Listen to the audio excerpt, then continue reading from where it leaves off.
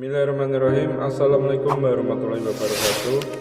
Pemirsa yang dirahmati Allah, marilah kita simak ceramah dari Ustadz Abdul Somad dengan tema Kenapa Harus Ada Akhirat. Sebelumnya marilah kita berselawat terlebih dahulu. Allahumma sholli ala Sayyidina Muhammad wa ala ali Sayyidina Muhammad. Selamat menyaksikan. Mengapa mesti ada akhirat? Kenapa tidak cukup dengan dunia saja? Itulah yang sedang dipertanyakan oleh golongan ateis. A tidak ada, T Tuhan, is keyakinan. Ateis, keyakinan yang mengatakan tidak ada Tuhan. Bagi mereka dunia inilah segalanya. Tidak ada akhirat, tidak ada surga, tidak ada neraka, tidak ada malaikat, tidak ada ruh, dan puncaknya adalah tidak ada Tuhan. Maka Islam memberikan jawaban. Kenapa mesti ada akhirat? Orang yang paling kaya yaitu Qarun. Maka bagi Qarun dunia inilah segalanya. Tapi setelah Islam datang, dunia tidak ada apa-apanya. Dunia hanyalah satu tetes tangan yang dicelupkan. Jari engkau celupkan di tengah samudera yang luas, lalu tarik ujung jarimu. Air yang menempel di ujung jarimu setetes, itulah dunia wahai Qarun. Sedangkan alam semesta, lautan, samudera, itulah akhirat. Dunia tak ada apa-apanya. Dengan meyakini ada akhirat, orang yang kaya raya hilang keangkuhan dan kesombongannya. Kalau tidak ada akhirat, maka mereka akan mengatakan akulah segalanya. Tapi ketika Islam mengajarkan ada akhirat, mala a'yunun ra'at, belum pernah dilihat mata, wala uzunun sami'at, belum pernah didengar telinga, wala khatar ala qalbi bashar, belum pernah terlintas di hati manusia. Bersimpuh sujudlah Utsman ibnu Affan yang kaya raya, Sa'ad bin Rabi' konglomerat. Begitu juga dengan sahabat-sahabat Nabi, Abu Talhah, Abu Dihdah. Ternyata apa yang saya diterima di dunia ini hanya setengah sayap nyamuk. Begitulah cara Allah menghilangkan keangkuhan, menghilangkan kesombongan. Orang kalau sudah terlalu tinggi jabatan, maka akhirnya dia akan meratakan bahwa dialah segalanya. Puncaknya dia akan berkata, "Ailahun ghairi?" Adakah Tuhan selain aku? 400 tahun berkuasa, namanya Namrud, lebih hebat dari Fir'aun. Puncaknya Namrud berkata, "Ailahun ghairi?" Adakah Tuhan selain aku? Karena dia tidak meyakini ada akhirat. Islam datang. Wahai penguasa-penguasa, kalian yang berkata bahwa kalian yang hebat di atas dunia, maka sesungguhnya kalian akan mati. Kalaupun kalian berkuasa, itu titipan Allah. Tu'izzu man tasha, Allah mengangkat setinggi-tingginya. Wa tuzillu man tasha, Allah menjatuhkan sehina-hinanya. Akhirnya Namrud yang berkata, tidak ada Tuhan selain aku. Adakah yang lebih berkuasa selain aku? Allah mematikannya dengan sangat hina. Innallaha la yastahi ay yaqriba mathalan ma ba'udatan fama fawqaha. Allah tidak malu menciptakan seekor nyamuk. Nyamuk itu terbang masuk ke dalam hidung, masuk ke dalam telinga Namrud, menembus otaknya, menggigit otak kepalanya. Dia pukul kepalanya tidak hilang. Dia hantukkan ke dinding, dia pukul dengan palu godam. Akhirnya mati dalam keadaan terhina. Adakah yang lebih hebat dari Fir'aun? Sampai hari ini peninggalannya masuk dalam salah satu dari 7 keajaiban dunia. Dia berkata, tidak ada Tuhan selain aku. Ana rabbukumul a'la, aku adalah Tuhan kamu, kata Fir'aun. Falamma adrakahul gharaq, matinya juga menyakitkan. Kita tidak sanggup minum air garam, asin, kering di tenggorokan. Fir'aun bukan hanya sekedar terteran air garam. Air garam itu masuk ke dalam paru-parunya. Bayangkan sakitnya paru-paru diisi air garam. Ketika mumi ditemukan, tidak mungkin ada air masuk ke paru-paru, karena Allah sudah menciptakan mekanisme tubuh yang begitu indah. Orang kalau sambil bicara, sambil tertawa, minum, dia akan tersedak, dia akan batuk, air akan tertumpah keluar. Tapi Fir'aun mati dengan sangat menyakitkan. Air garam tertelan masuk ke dalam paru-parunya sampai akhirnya dia mati. Dan ketika muminya digali, ditemukan ada garam di dalam paru-paru. kematian yang hina, kematian yang sangat menyakitkan, kematian yang tidak ada apa-apanya dibandingkan dengan kuasa Allah Subhanahu wa taala. Air yang dikatakan bisa mematikan, menyelamatkan Nabi Musa alaihi salam. Bukankah dulu dia yang mencampakkan Nabi Musa? Bukankah dulu dia yang akan membunuh Nabi Musa? Ibunya diilhamkan Allah, wa auhayna ila ummi Musa an ardi'ih, kalau engkau takut anakmu disembelih oleh Fir'aun, susukan anakmu. La takhafi, jangan kau takut, wala tahzani, jangan kau sedih, alqihi fil yammi, hanyutkan dia ke sungai. Air tidak bisa membunuh anak kecil, tapi air bisa mematikan penguasa yang zalim. Allah punya kuasa, tak ada yang sulit bagi Allah. Innama amruhu idza arada syai'an ay yaqula lahu kun fayakun. Seandainya tidak ada akhirat, betapa indahnya hidup Namrus. Seandainya tidak ada akhirat, betapa indahnya hidup Fir'aun. Seandainya tidak ada akhirat, betapa indahnya hidup Qarun. Masih ada akhirat. Hai Qarun, kau tidak ada apa-apanya. Di akhirat kau hanyalah sebesar butiran debu di tengah kuasa Allah. Hai Namrus, hai Fir'aun, kau hanyalah sebesar ujung rambut di tengah angkasa samudra ciptaan Allah Subhanahu wa ta'ala. Akhirat membuat orang kaya tidak merasa punya apa-apa. Akhirat membuat orang yang berkuasa merasa hampa karena masih ada akhirat. Bagaimana dengan orang miskin? Terlahir dalam keadaan susah, ayah meninggal, ibu tidak ada, keluarga tidak peduli, teraniaya, terzalimi. Orang Islam tidak akan putus asa. Kenapa? Masih ada harapan, masih ada akhirat. Begitulah Allah ciptakan akhirat, supaya dia menjadi bagian harapan. Manusia bisa hidup 3 hari kalau tidak ada air. Orang bisa hidup 3 bulan kalau tidak ada makanan pokok, tidak ada padi, tidak ada jagung, tidak ada sagu. 3 bulan ke depan orang masih hidup. Kalau hari ini semua air asin masuk ke sungai, kita masih bisa hidup 3 hari lagi. Hari Sabtu, hari Ahad, hari Senin dunia ini baru kosong. Tapi kalau orang sudah tidak ada harapan, dia akan putus asa, dia akan bunuh diri. Angka kematian bunuh diri tertinggi di dunia bukan di Afrika, bukan di Asia, bukan di Indonesia. Angka bunuh diri tertinggi di Amerika, di Eropa, di Jepang, di Korea. Mengapa bunuh diri? Tidak ada harapan. Pegawai stres, ditekan atasan. Karyawan-karyawan dianggap tidak punya masa depan. Tapi dalam Islam, penggali kabel optik dari mulai jam 6 pagi menggali tanah sampai tenggelam matahari, gaji yang diharapkan hanya 50.000. Sampai masa gajian, gajinya pun diambil oleh pemborong, oleh orang kaya, oleh mandor. Dia tetap tersenyum. Kenapa? Masih ada akhirat. Di akhirat nanti baru nampak siapa yang berkuasa. Itu dia ucapkan 17 kali sehari semalam. Subuh 2 kali, zuhur 4 kali, asar 4 kali, maghrib 3 kali, isya 4 kali. Ditambah lagi dengan salat duha, qabliyah, ba'diyah, tahajud. Malik yaumiddin. Malik, engkau yang memiliki. Yaumiddin, hari pembalasan, hari akhirat.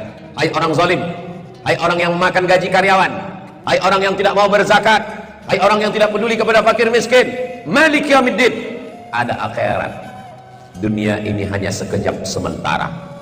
Umur umat Nabi Muhammad SAW baina sittin wa sab'in, antara 60 tahun sampai 70 tahun. Tapi akhirat khalidina fiha abada, kekal selama-lamanya. Begitulah Allah menciptakan ada akhirat, supaya yang hidup jangan putus asa, supaya yang kaya jangan bangga, supaya yang punya kuasa jangan semena-mena, supaya yang susah jangan berkeluh kesah. Yang susah tetap bisa tersenyum, karena sesusah-susahnya di dunia masih ada harapan bahagia di akhirat. Yang kaya tidak boleh semena-mena, karena nanti akan dituntut di hadapan Allah. Faman ya'mal mithqala dzarratin khairan yarah.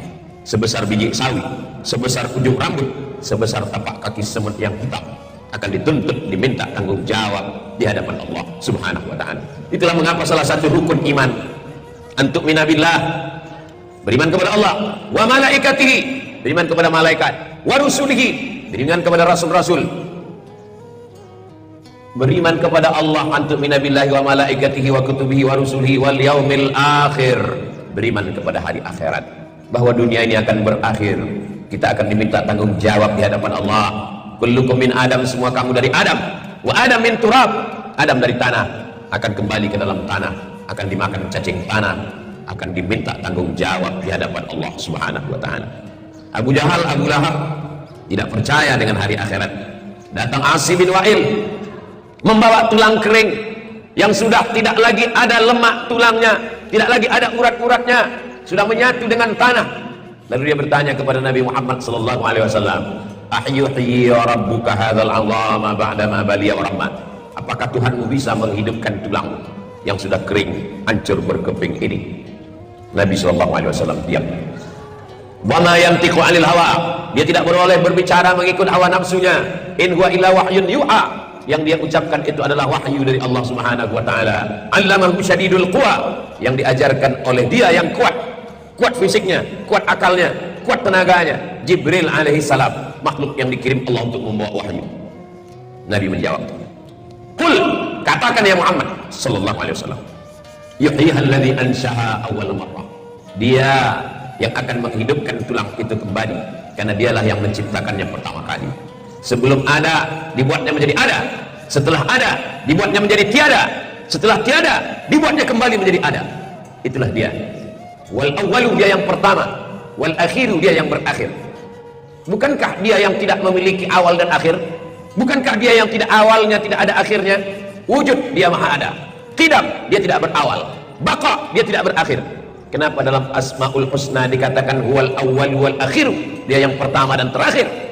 Ketika belum ada apa-apa, huwal awwal, dia yang pertama ada. Dia sudah ada sebelum alam ada. Dia sudah ada sebelum aras ada. Dia sudah ada sebelum makhluk ada. Maka disebut huwal awwal. Kenapa disebut huwal akhiru? Bukankah dia baqa? Dia tidak berakhir.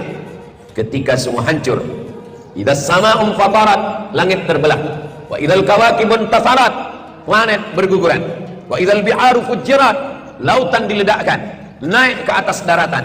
Tsunami, kata orang Jepang. Wa idzal quburu bu'athirat, semua yang dikubur dibangkitkan. Ketika itu semua hilang, manusia, hewan, malaikat, binatang, yang tinggal hanya satu. Wa yabqa wajhu rabbika dzul jalali wal ikram. Saat itu Allah berkata, "Anal Jabbar, aku yang maha kuasa." Mana makhluk yang lain? Itulah makna huwal akhiru. Bukan berarti dia berakhir, dia yang terakhir ketika semua makhluk binasa. Maka kita disuruh percaya kepada akhirat supaya kita menjadi kuat. Orang yang tidak percaya kepada akhirat, pada akhirnya dia akan stres. Setelah stres dia akan depresi. Setelah depresi dia akan bunuh diri. Itulah puncak kesuksesan. Orang yang sudah terlampau sukses ingin mencari yang aneh-aneh. Awalnya cinta kepada perempuan, lama-lama hilang perasaan kepada perempuan, jatuh cinta kepada laki-laki, homoseksual. Orang yang sudah terlalu berkuasa akhirnya memperhamba manusia. Kenikmatan baginya tidak lagi melihat kekuasaan, tapi bagaimana bisa menggunakan kekuasaan untuk memperbudak manusia. Itulah yang dilakukan. Raja-raja Romawi mengambil manusia, diletakkan di tengah stadion, dikeluarkan singa, merasa nikmat melihat manusia dicabik-cabik singa. Peradaban gladiator namanya. 300 tahun lamanya saudara-saudara kita teraniaya menjadi santapan singa karena kenikmatan manusia berkembang. Nikmat makan, bosan. Nikmat seksual, bosan. Pada akhirnya mencari kenikmatan baru. Apa kenikmatan yang baru? Melihat manusia teraniaya. Itulah peradaban Eropa. Itulah peradaban. Difilmkan, dipertontonkan. Awalnya ingin berburu binatang, berburu singa ke Afrika, berburu harimau ke Asia. Lama-lama muncul ide gila, ingin berburu manusia. Maka ada manusia-manusia yang dicari, ditangkap, dilepas di tengah hutan, diburu. Kenikmatan gila, karena pikiran manusia terus berkembang. Islam datang mengajarkan kita bersaudara. Semua manusia ini bersaudara, terlepas dari perbedaan warna kulit, suku, bangsa dan bahasa.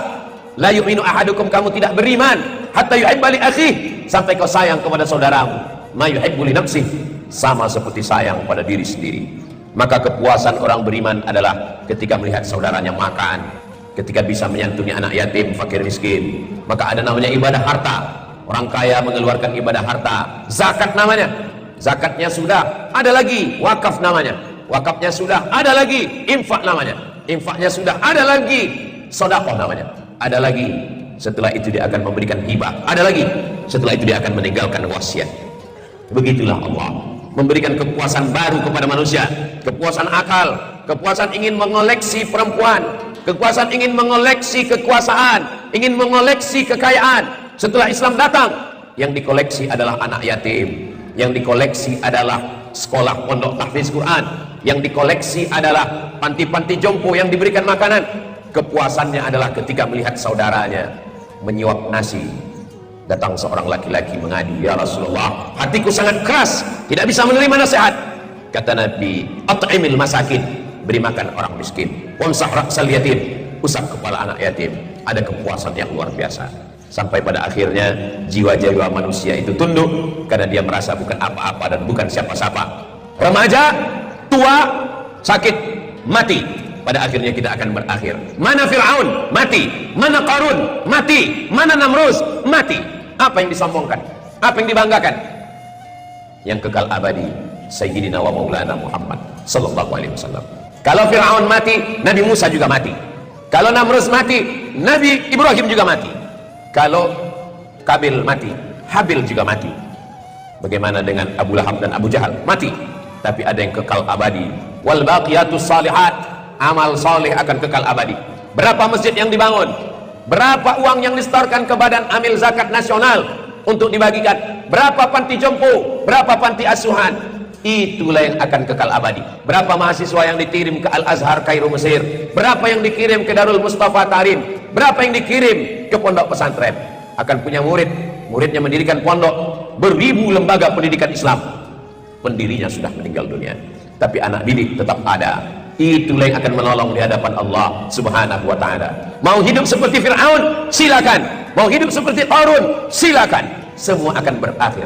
Ish kariman, hidup mulia, au mut syahidan, atau mati syahid. Laki-laki yang balik berakal, sehat walafiat, dalam sepekan hari Jumat, telinganya mendengar, pikirannya bekerja, mulutnya diam, supaya dia dapat merenung walau sesaat.